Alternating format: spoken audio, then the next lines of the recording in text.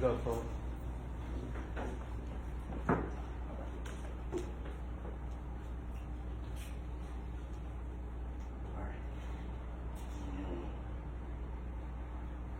Grandma says, you need to do right by your father, boy. Otherwise, when he dies, what will you say in his funeral?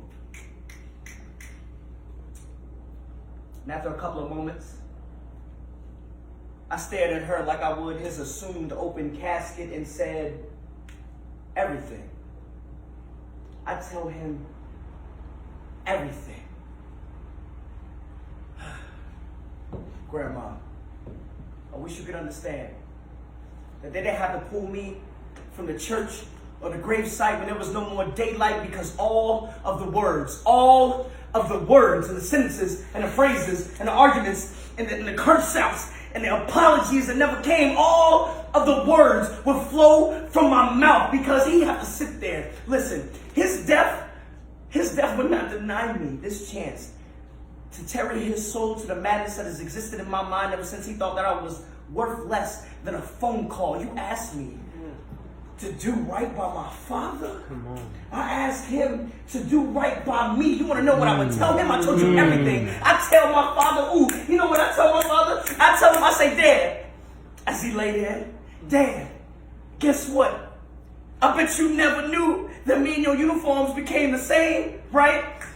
Abandoned, forgotten, locked away in a footlocker that you no longer had the key to, or how me and the liquor that you love so much became one and the same. I'm bottled, labeled, shelved, poisonous, patiently waiting to be held by hands that were undeserving of the work that it took to be here. Grandma, you want to know what I would tell my daddy? I tell Morrell, I said, hey dude, look man, I love how your mannerisms creep up and destroy everything I've ever worked for. You know what? I love how all of the greatest moments in my life are filled with a U-shaped absence. Speaking of absence, guess what? I finally learned how to become as empty as your promises.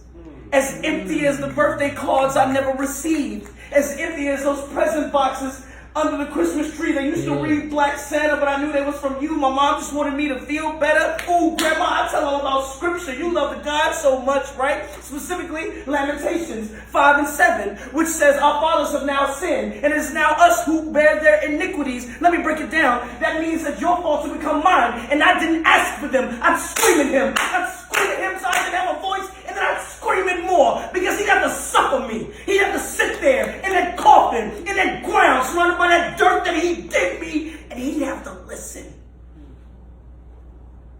Because I have a lot to say. And then some. Grandma, I'd tell him that I loved him, even when I knew he ain't loved me back.